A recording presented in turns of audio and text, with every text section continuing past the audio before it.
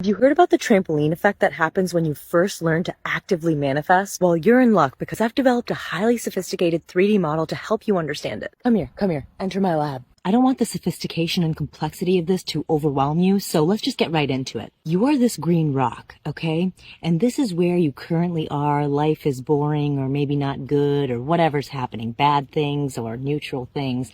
And then you notice this top up here and you're like, ooh, I like that. I'd like to get up there.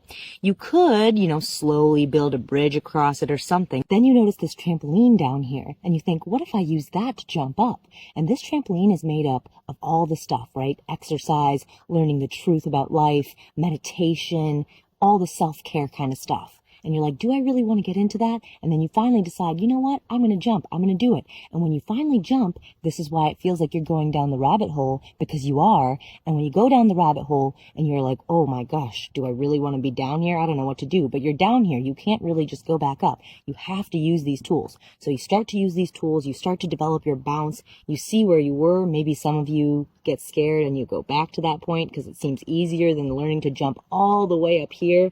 But what happens is you're trampolining all the way up here and you're starting to see this point more clearly. And you're thinking, why am I not just landing on this point? Why am I not landing on this point?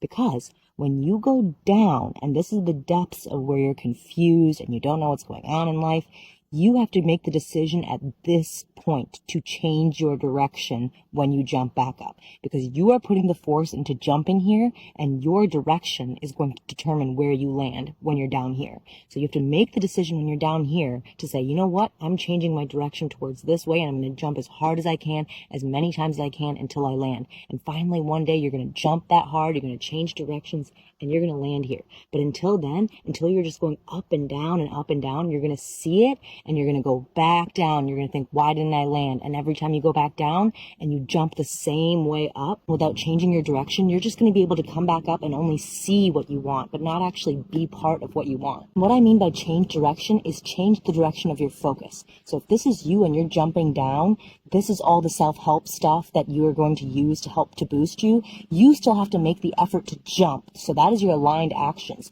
You're still going to have to use your aligned actions to jump and create that momentum.